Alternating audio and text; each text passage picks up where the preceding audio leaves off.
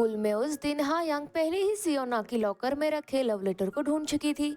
सियोना ने अपने डेस्क पर एक खाली पेपर बैग देखा। दबंग लड़कियों ने पूरी साजिश बहुत ही चालाकी से रची थी ताकि सियोना को पूरी क्लास के सामने शर्मिंदा किया जा सके। गुस्से से भरी सियोना आखिरकार फट पड़ी और उसने जवाबी हमला किया। हा यांग के हाथ से लव लेटर छीनने के लिए वो झपट पड़ी। इससे दोनों के बीच जोरदार लड़ाई शुरू हो गई, जिसे उनकी क्लास टीचर ग्यू जिन ने आकर रोका। ग्यू जिन ने सियोना को अपने ऑफिस बुलाया और सख्ती से पूछा कि उसने झगड़ा क्यों शुरू किया। सियोना कुछ भी कहने से मना करती रही और चुपचाप स्कूल छोड़कर चली गई। लेकिन घर जाने से पहले जब उसने अपने लॉकर को चेक किया तो वहाँ उसे एक चश्मा रखा हुआ मिला। दूसरी तरफ जीवुक को डोंगसिक ने पकड़ा, जो गुस्से में था क्योंकि जीवुक ने उसे अकेले ही जांच करने के लिए भेज दिया था, जिससे डोंगसिक को आरोपी ने पीट दिया था।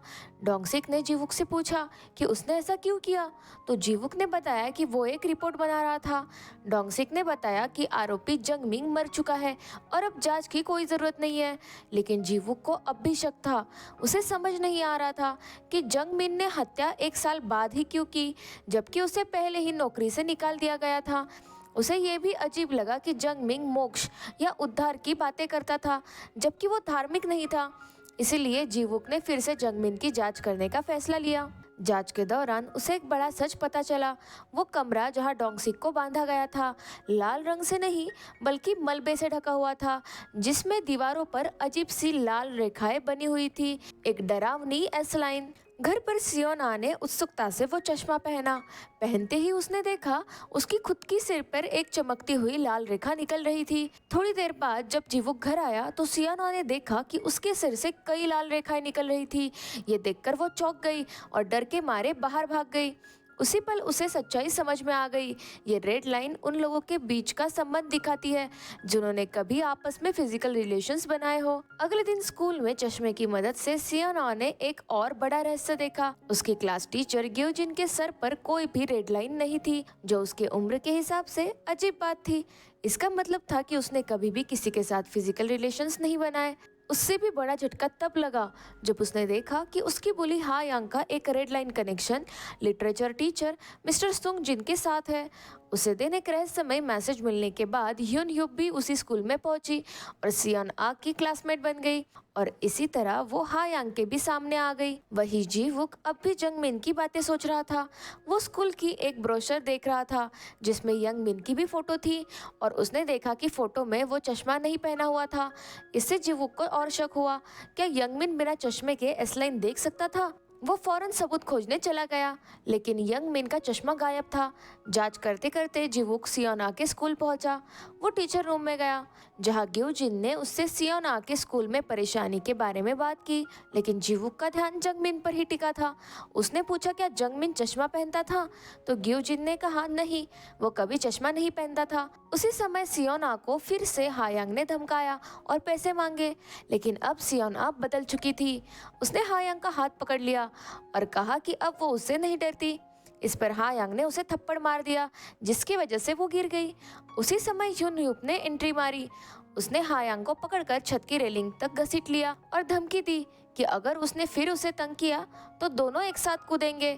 हा यांग डर के मारे कांपने लगी और चुप हो गई। हालांकि सियोना को ये तरीका थोड़ा ज्यादा ड्रामेटिक लगा, लेकिन वो फिर भी ह्यून ह्यूप की मदद के लिए आभारी थी। उधर जीवुक पास के एक बार में गया जहाँ जंगमिन अक्सर जाता था। वहाँ के बारटेंडर ने बताया कि जंगमिन पहले शांत रहता था, अकेले पीता था और चला जाता, लेकिन एक दिन वो चश्मा पहनकर आया और अजीब तरह से हवा में नंबर गिनने लगा। एक बार तो उसकी हरकतों ने एक कस्टमर को नाराज कर दिया और झगड़ा हो गया। शाम को जब सियोना घर लौटी तो उसे दूर से ही हा यांग दिखी। वो चुपचाप उसका पीछा करने लगी और उसने जो देखा उससे उसे बहुत सुकून मिला, क्योंकि हा यांग मिस्टर सुंग जिन के साथ एक लव होटल के सामने मिल रही थी। सियोना ने तुरंत अपना फोन निकाला और उसकी फोटो खींच ली। अब उसके पास हा यांग को ब्लैकमेल करने का पक्का सबूत था। सियोना ने चेहरे पर एक मुस्कान के साथ वो तस्वीरें हा यांग को भेज दी, ये दिखाने के लिए कि अब उसके पास एक बहुत बड़ा पत्ता है। उसे अब ऐसा लग रहा था कि आखिरकार उसके पास वो ताकत आ गई है जिससे वो अपने बुलीज का सामना कर सकती है। लेकिन हैरानी की बात ये थी कि हा यांग बिल्कुल भी नहीं डरी। उसे अच्छी तरह से पता था, क्योंकि वो नाबालिग है। असली फंसने वाला तो मिस्टर सुंग जिन है, वो खुद नहीं। हायांग के इस बेझिझक रवैये से सियोन आ के मन में और एक चालाक विचार जगा। अब जब उसने हायांग को डराने में कामयाबी नहीं पाई तो उसने अगला निशाना मिस्टर सुंगजिन को बनाया। उसने उन्हें फोटो भेजी और कहा कि अगर वो नहीं चाहती कि ये राज खुले तो उन्हें 20 लाख वॉन देने होंगे। हालांकि उसका इरादा पूरी तरह बुरा नहीं था, उसके पीछे एक खास वजह थी। वो किसी भी हालत में अपने अंकल के घर से बाहर निकलना चाहती थी। उसने यूनयूब से ये बात शेयर की कि अब वो जीवुक के साथ नहीं रहना चाहती और वो अकेले रहने की आज़ादी चाहती है। उसी दौरान उसने अचानक यूनयूब से पूछा कि क्या उसकी माँ अब भी जिंदा है। यूनयूब, जिसे अपनी माँ से कोई संपर्क नहीं था, खुद भी नहीं जानती थी कि उसकी माँ जिंदा है या नहीं। लेकिन सियोन आ की वो बात यूनयूब के दिल में कोई पुरानी भावनाएं जगा गई, उसे परिवार की याद दिला दी। वो खिड़की से बाहर देखती रही खुशहाल परिवारों को और सोचती रही कि कितना अच्छा होता अगर वो भी किसी ऐसे परिवार का हिस्सा होती। लेकिन उसकी एस लाइन वाली नजरें अब बंद नहीं हो सकती थी। वो उन परिवारों में भी छुपे हुए राज और धोखे साफ देख पा रही थी, जो बाहर से तो प्यार भरे लगते थे लेकिन अंदर से कई रिश्तों में बेवफाई छुपी हुई थी। अगले दिन डर से कांपते हुए मिस्टर सुंगजिन ने हायांग को फोटो दिखाकर पूछा कि क्या ये बाहर फैल चुकी है। वो बहुत घबराया हुआ था और हायांग पर भी शक करने लगा। उसे लगा कि शायद उसने ही इस बात को दूसरों को बताया हो, लेकिन हायांग शांत थी। उसने कहा कि वो खुद भी पीड़ित है और वो कभी भी जानबूझकर ऐसा राज दूसरों को नहीं बताएगी। अब जब सियोना के पास वो चश्मा है जिसे वो एसलाइन देख सकती है तो उसका कॉन्फिडेंस बहुत ही बढ़ गया। अब उसने ना सिर्फ खुद को अपने बुली से बचाया बल्कि दूसरे टीचर्स के राज भी उजागर करने शुरू कर दिए।